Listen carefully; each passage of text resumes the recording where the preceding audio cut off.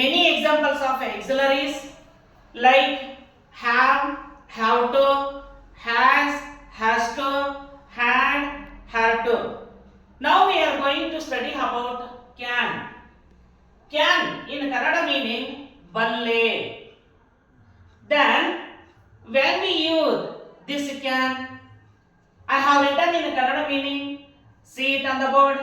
See, ವ್ಯಕ್ತಿಯ ಶಕ್ತಿ ಮತ್ತು ಸಾಮರ್ಥ್ಯವನ್ನು ತಿಳಿಯಲು ಬಳಸಲಾಗುತ್ತದೆ.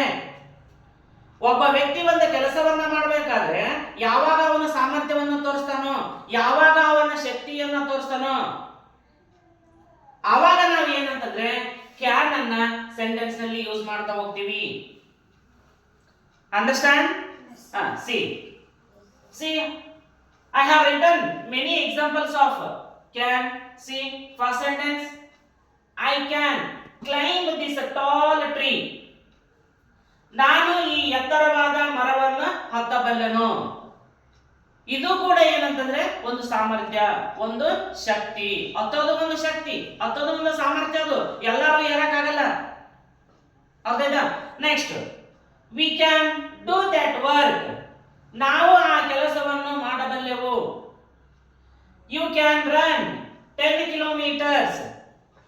ನೀನು 10 kilometre ಓಡಬಲ್ಲೆ. He can swim in the ocean. ಯಾರಾದ್ರೂ ಸಮುದ್ರದಲ್ಲಿ ಈಜಾಡಕ್ಕಾಗುತ್ತಾ? ಇಲ್ಲ. ನಾನು ಈಜಾಡ್ತೇನ್ರಿ ಅನ್ನೋದೇನದು ಸಾಮರ್ಥ್ಯ, ಅದು ಏನದು ಒಂದು ಶಕ್ತಿ. ಅಲ್ಲಿ ನಾವೇನಂತಂದ್ರೆ ಕ್ಯಾನ್ ಅನ್ನ ಬಳಸ್ತೀವಿ.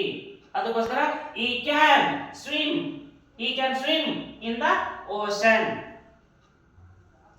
Understand? See, if you don't know English, don't bother about it. I will make you it understand and practice it. Keep it in your mind. Use it in proper way day by day. Then only English will come in your heart. Otherwise, it's very difficult to learn English.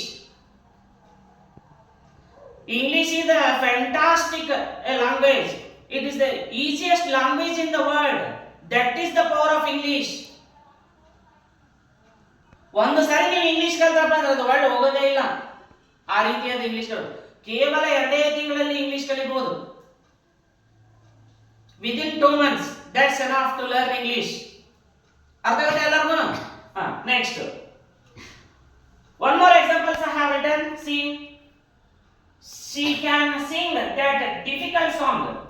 ಅವಳ ಆ ಕಠಿಣವಾದ ಹಾಡನ್ನು ಹಾಡಬಲ್ಲಳು. Next, it can print 100 pages in an hour. ಅದು ಒಂದು ತಾಸಿನಲ್ಲಿ 100 ಪುಟಗಳನ್ನು ಮುದ್ರಿಸಬಲ್ಲದು. They can buy 100 valuable books. ಅವರು 100 ಅಮೂಲ್ಯವಾದ ಪುಸ್ತಕಗಳನ್ನು ಖರೀದಿಸಬಲ್ಲರು. ಹೀಗೆ ಏನಂತಂದ್ರೆ ನಾವು ಇಂಗ್ಲಿಷ್ ಅನ್ನ ಕಲಿತಾ ಹೋಗ್ತೀವಿ.